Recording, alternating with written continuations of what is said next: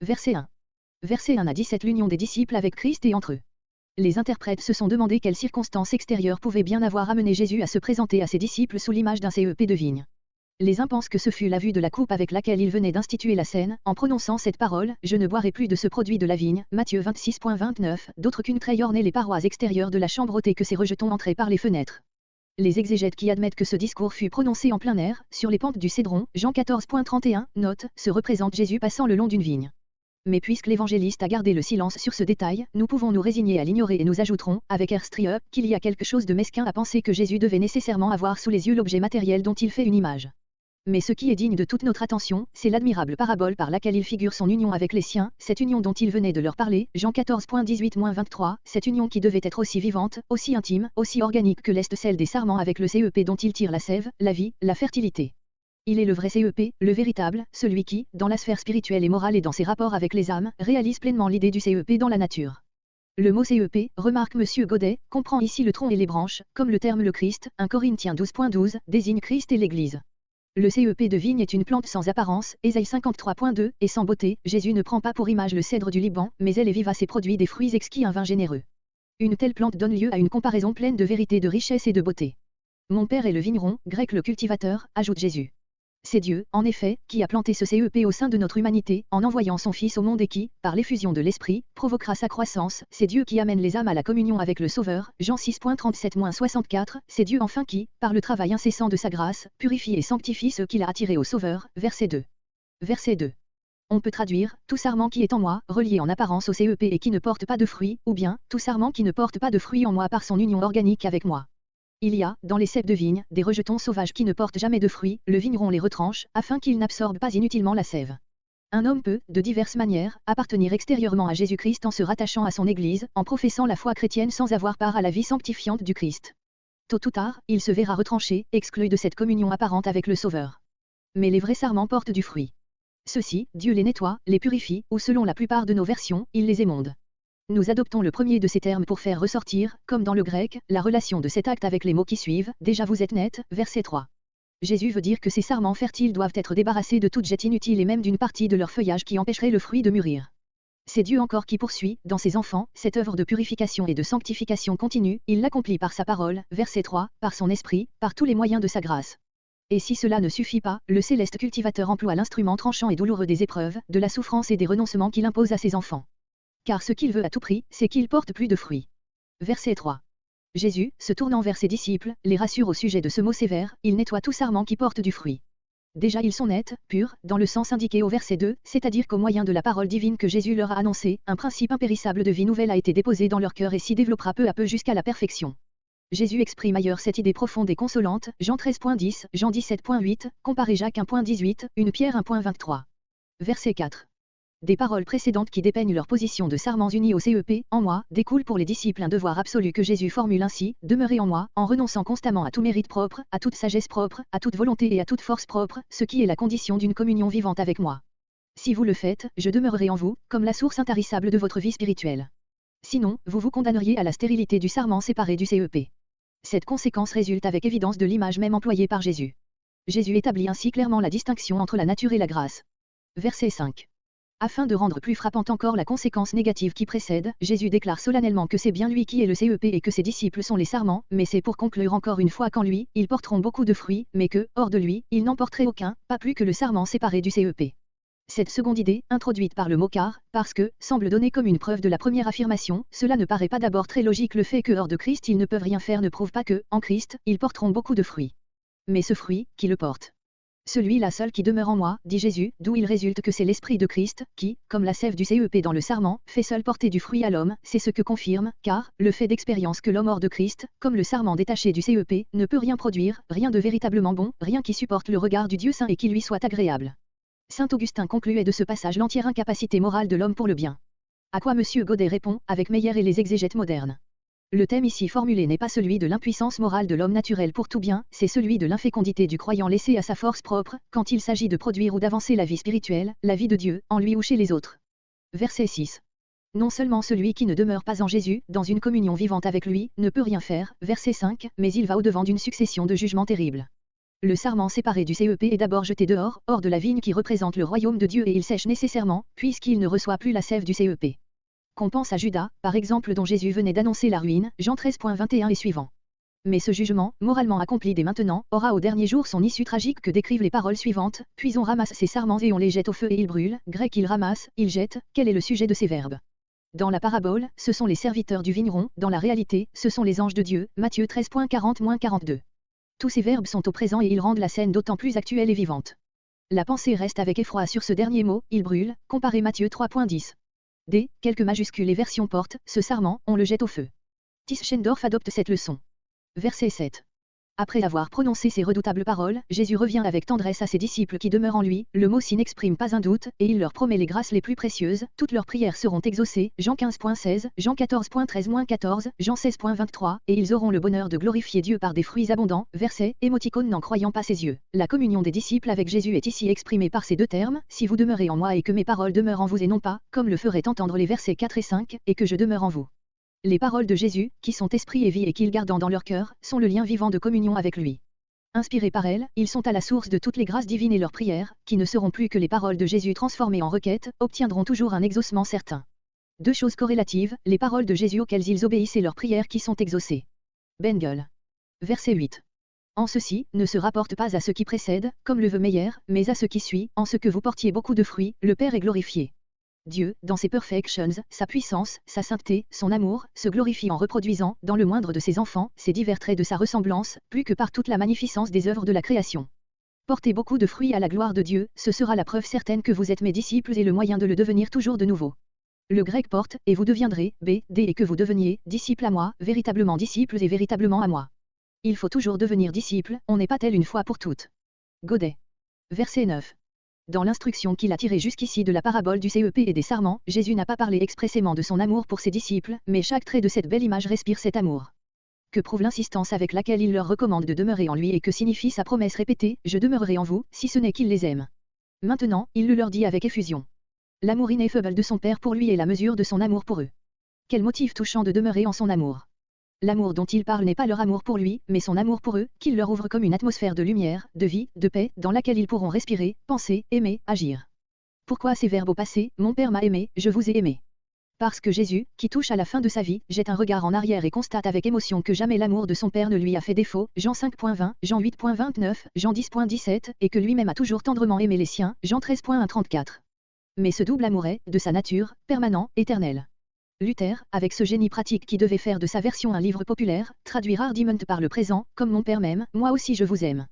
Tout croyant sincère et humble peut, en ce sens, s'appliquer l'admirable déclaration du Sauveur. Verset 10. Jésus n'est demeuré dans l'amour de son Père, il n'a joui de cet amour que par sa parfaite obéissance, les disciples, non plus, ne peuvent se sentir heureux dans l'amour du Sauveur qu'à cette condition. Mais ce sera là leur joie, verset 11. Verset 11. Ces choses, c'est tout ce discours, verset janvier 2010, concernant la communion intime où il les invite à vivre avec lui, en particulier le devoir de demeurer en son amour et de le suivre dans la voie de l'obéissance, verset 10. Il leur a dit tout cela afin de pouvoir leur faire part de sa joie qui sera en eux. Il ne faut entendre par là ni la joie qu'il produira en eux, ni la joie dont il leur ouvre la source, ni la joie qu'il éprouve à leur sujet, ni la joie qu'ils ont en lui, mais bien sa joie, grec la mienne, la joie intime et profonde qu'il goûte lui-même dans l'amour de son Père et que ne peut lui ôter l'approche des souffrances et de la mort, parce qu'il sait que son sacrifice sera la rédemption du monde. Cette joie, il veut leur en faire part comme de son amour, verset 10, comme de sa paix, Jean 14.27. Cette joie, elle sera en eux et elle grandira jusqu'à devenir une joie accomplie, comparé Jean 17.13. L'apôtre Paul connaissait bien cette joie qui subsistait pour lui au milieu de ses souffrances et qu'il recommandait si souvent à ses frères, 2 Corinthiens 13.11, Philippiens 2.17, Philippiens 4.4. Verset 12. C'est l'amour de Jésus vivant dans le cœur de ses disciples qui est la source de leur amour mutuel. Il insiste sur ce commandement, dont l'observation est l'âme de la vie chrétienne, versets entre 10 et 17, comparé Jean 13.34. La mesure de l'amour qu'ils doivent avoir les uns pour les autres est dans ce mot, comme je vous ai aimé. Et Jésus va dire comment il les a aimés, verset 13. Verset 13. Donner sa vie pour ses amis, c'est la plus grande preuve d'amour qu'on puisse leur donner. Aussi, contempler Jésus mourant sur la croix sera toujours le meilleur moyen de se pénétrer de la grandeur de son amour. Cette parole du Maître resta profondément gravée dans le cœur de notre évangéliste, il la répétait, plus tard, en prenant à la lettre le devoir qui en résulte pour les disciples de Jésus, celui de donner aussi leur vie pour leurs frères, 1 Jean 3.16. On pourrait dire que, d'après l'apôtre Paul, Jésus a montré un amour plus grand encore, quand il voulut mourir, non seulement pour ses amis, mais, pour des pécheurs, Romains 5.8. De Wett réfute cette objection, en disant qu'ici Jésus ne fait pas cette différence, parce qu'il a en vue l'amour fraternel qu'il veut inspirer à ses disciples, et qu'il est aussi l'ami des pécheurs, Luc 7.34, et qu'en les aimant jusqu'à la mort il voulait précisément faire de ses amis. Verset 14. Jésus vient de dire qu'il donne sa vie pour ses amis. Puis, se tournant avec amour vers ses disciples, il ajoute « Vous êtes mes amis ». C'était leur dire en même temps « Vous le prouverez, de votre côté, par l'obéissance de l'amour », comparé verset 10, note. Verset 15. Jésus voudrait leur faire apprécier hautement ce beau titre d'ami qu'il vient de leur donner. Et, pour cela, il leur en explique le sens profond. Je ne vous appelle plus serviteur, grec esclave, parce que le serviteur reste étranger aux pensées et aux projets de son maître, mais je vous ai prouvé que vous êtes mes amis, parce que je vous ai fait connaître tous les desseins de miséricorde et d'amour que mon Père m'a chargé d'accomplir pour le salut du monde. C'est là ce que Jésus exprime par ces termes familiers, toutes les choses que j'ai entendues de mon Père. Ces mots, je ne vous appelle plus serviteur, ne sont en opposition ni avec le verset 20, qui énonce un principe général, ni avec le fait que les disciples continuèrent toujours à s'appeler serviteurs de Jésus-Christ, Acte 4.29, Romains 1.1, Galates 1.10, etc., car, malgré tout leur amour pour leur maître, ils ne purent jamais oublier qu'il était le Seigneur et plus ils les élevaient jusqu'à lui plus ils éprouvaient le besoin de s'abaisser en sa présence, verset 16, note. Verset 16. Bien que Jésus ait élevé ses disciples jusqu'à ce rapport intime d'amour avec lui, ils ne doivent pas oublier qu'ici toute l'initiative est venue de lui. C'est lui qui les a choisis pour leur apostolat, Luc 6.13, Jean 6.70, Jean 13.18. Le verbe grec est composé d'une particule qui signifie « choisir du milieu d'eux ».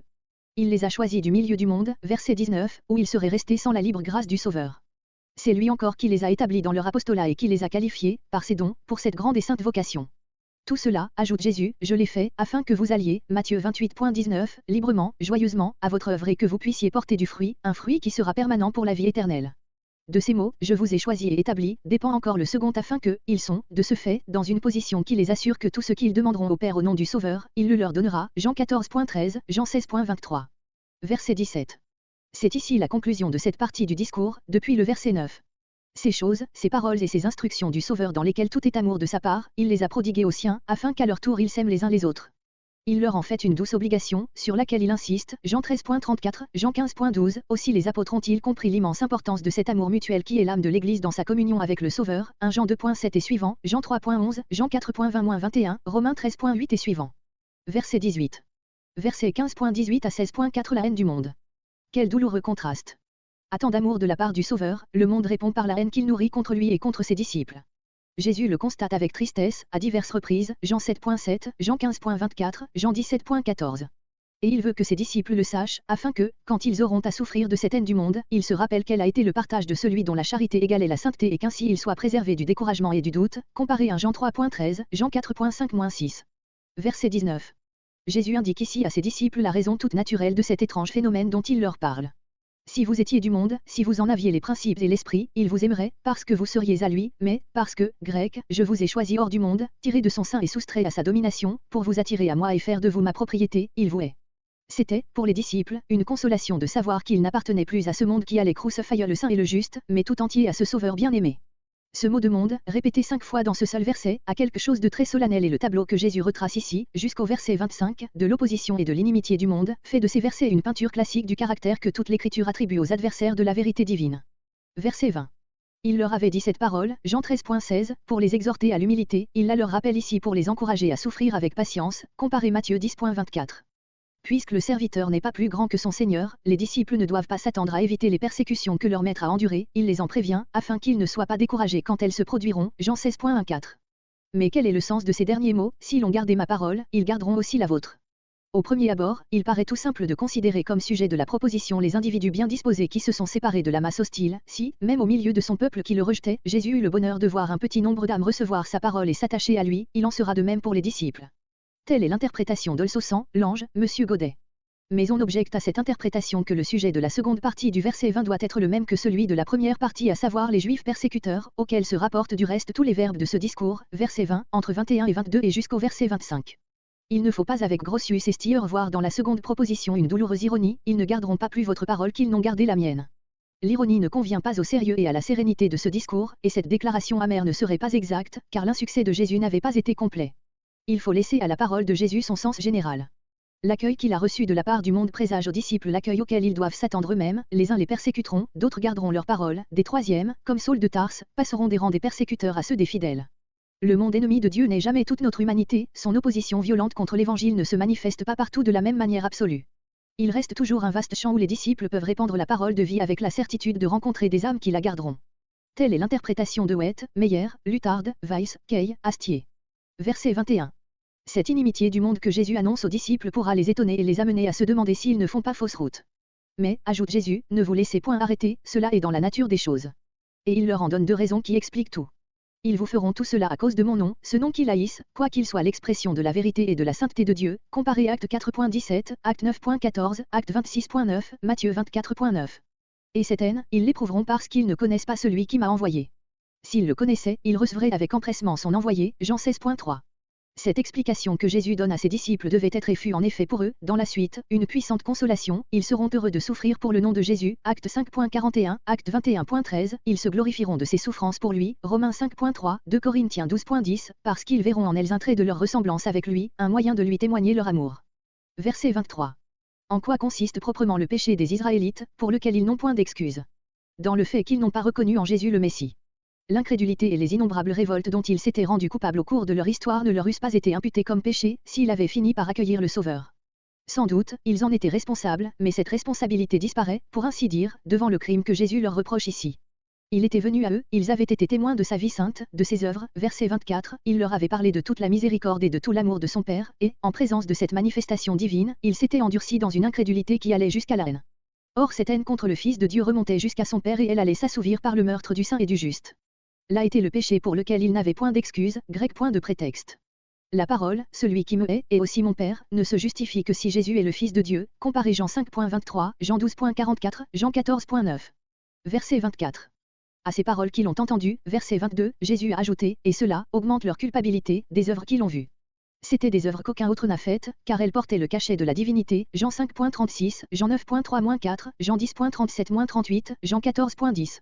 Même les moins intelligents, qui auraient pu ne pas comprendre ces paroles, avaient au moins des yeux pour voir ces œuvres. Et qu'est-il arrivé? Grec, mais maintenant et ils ont vu et ils ont haï et moi et mon Père. Là est le péché sans excuse et la cause de la condamnation. Verset 25. Mais, ce fait si étrange et si propre à scandaliser les disciples n'était point imprévu. Tout ce qui arrivait à Jésus était prédit dans les Écritures.